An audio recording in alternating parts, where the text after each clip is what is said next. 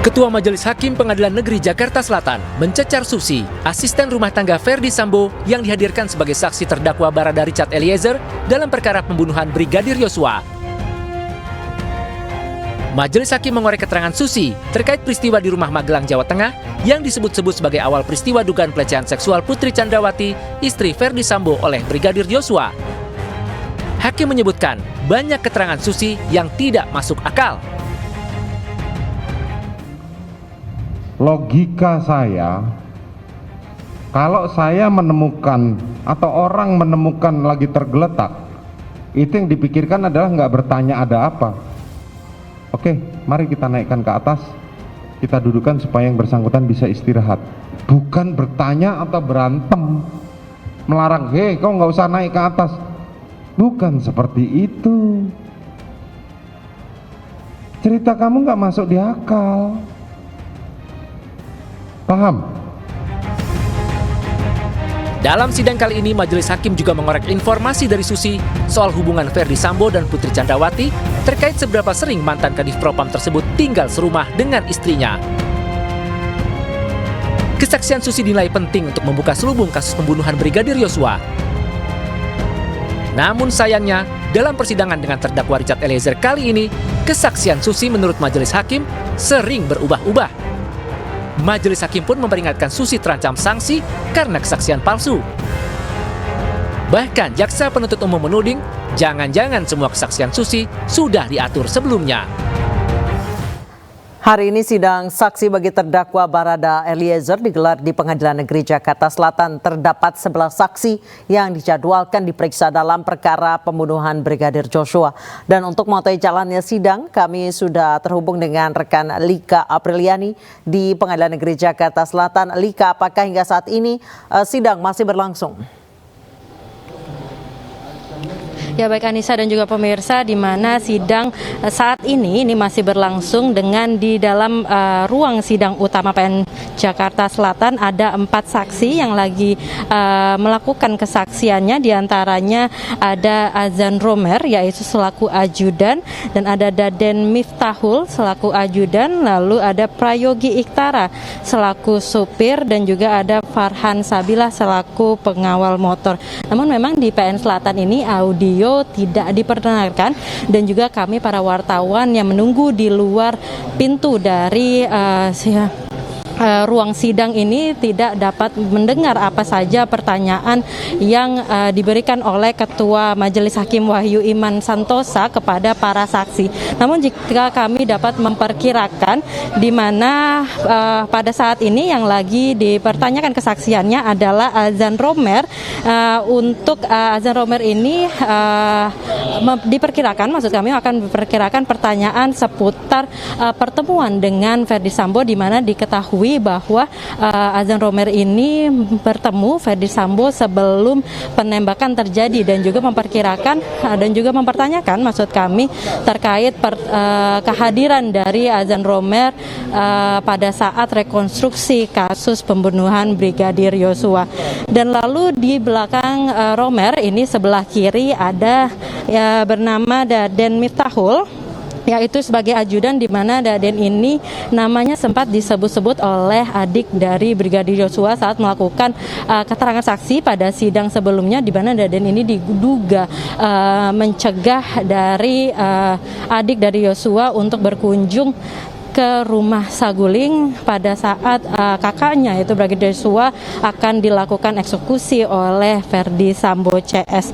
Dan juga di sebelah dari Daden ini merupakan Prayogi, yaitu seorang sopir yang perannya adalah dari tersangka Kuat Ma'aruf ini sempat menyerahkan pisau, yaitu di mana pisau ini merupakan barang bukti yang berkaitan dengan peristiwa yang ada di Magelang. Sebelumnya saksi pertama yang melakukan kesaksian di PN Selatan ini adalah Susi, di mana keterangannya ini sempat menuai kontroversi dan dianggap banyak berbohong oleh Majelis Hakim dan juga oleh Baradae. Sementara itu, Anissa, kembali ke Anda. Baik, terima kasih Lika Apriliani melaporkan langsung dari Pengadilan Negeri Jakarta Selatan. Selamat bertugas kembali, Lika.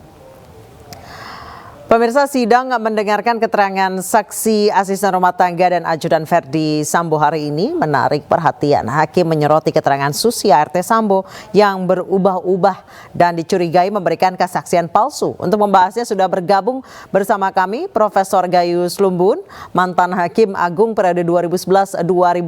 Selamat petang, Prof. Ya, selamat petang Mbak Anisha ini atau Baik. Mbak Suci. Prof, kalau menurut Anda yang dilakukan ART Susi, saksi Susi di persidangan itu karena memang ia semata-mata gugup berada di kursi itu atau memang disetting untuk berbohong menurut Anda, Prof? Ya, saya mengukurnya dari berbagai sudut ya. Kalau saya mengatakan faktor intelijensia dari saksi ini cukup tinggi, dia bisa ingat tahun ya, dia bisa tahu dengan jelas berbagai hal yang ditanya oleh hakim. Tetapi ketika ditanyakan hal-hal yang tertentu, memang saksi ini sepertinya ada beban untuk tidak bisa menyampaikan. Ini yang saya lihat. Seperti itu. Jadi memang ini hakim juga sudah mengingatkan itu ada pasal-pasal yang mengancam bisa saksi dihukum berat ya sampai 9 tahun. Nah, tentunya itu hak dari hakim untuk menetapkan apa saksi ini sudah masuk kepada saksi yang berbohong. Baik, Prof, jika dilihat dari keterangan yang diberikan oleh saksi Susi, di satu hal ia bisa menjabarkan secara rinci kejadiannya secara detail sampai waktunya dan seperti apa detailnya kejadian saat itu. Namun di pertanyaan yang lain ia seperti tidak bisa menjawab dan bahkan berbelit-belit untuk kemudian nanti jawabannya dikembalikan lagi ke jawaban yang nggak nyambung sama pertanyaannya. Menurut Anda ini ada indikasi kesaksian palsu, Prof? Begini, karena tadi saya baru satu pandangan ya, intelijensia yang bersangkutan cukup tinggi, wajar lah ya. Dan kedua mungkin situasi sidang ya yang tidak pernah terbiasa dengan yang bersangkutan. Tetapi kalau melihat usia, undang-undang hanya mengukur usia di bawah 18 tahun memang dianggap belum dewasa. Kalaupun di sidang bahkan kalau umur 12 ke bawah itu suasana sidang dirubah. Tidak ada hakim menggunakan atribut, tidak ada jaksa juga menggunakan atribut toga dan yang lain itu untuk mengimbangi. Tapi ini tidak. Dan jeda waktu untuk adaptasi ini cukup tinggi. Artinya kalau sudah cukup beberapa pertanyaan, adaptasi sebagai orang dewasa sudah harus nyambung. Nah ini kelihatan kurang nyambung. Ada beban yang menghalangi saksi ini untuk dengan lancar menceritakan, sering sekali berpikir dulu. Nah, pikir ini kan bisa merubah keterangan. Kira-kira pandangan saya seperti itu. Tapi untuk menjudge apakah dia sudah merupakan saksi dusta, tentunya itu hakim yang lebih melihat dengan pasti. Baik, Prof Gayus, sebelum kita lanjutkan dialog pada petang hari ini, kita saksikan dulu pemirsa kesaksian Susi, asisten rumah tangga Verdi Sambo dibantah terdakwa Richard Eliezer. Bahkan Richard menuding Susi banyak berbohong. Saudara terdakwa, bagaimana atas keterangan saksi ini? Mohon izin yang mulia. Ya. Untuk keterangan dari saudara saksi, Mas, banyak yang bohongnya. Banyak yang bohong. Bisa disebutkan satu persatu mana yang bohong? Baik yang mulia. Mungkin untuk yang pertama waktu di tanggal 4. Tanggal 4 itu waktu yang katanya ada pelecehan. Saudara Joshua mengangkat korban, mengangkat putri. Benar yang mulia. Dan itu memang saya lihat yang mulia. Tapi di situ saudara saksi menjelaskan bahwa saya mengatakan jangan gitulah bang, mengatakan kepada Joshua, padahal itu tidak benar yang mulia. Saya tidak berkata seperti itu yang mulia. Tapi saudara lihat. Untuk ini yang mulia, dari saudara saksi mengatakan bahwa Pak Efes lebih sering di Saguling yang mulia. Dan saudara saksi sering menyediakan sarapan pagi untuk saudara Efes. Nah, izin yang mulia saya bisa tanyakan ke saudara saksi, berkenan? Enggak, nanti ada waktunya sendiri saudara bertanya. Ya karena sesuai faktanya saudara Efes ini lebih sering di kediaman di Bangka yang mulia. Untuk Sabtu Minggu saja baru balik ke Saguling.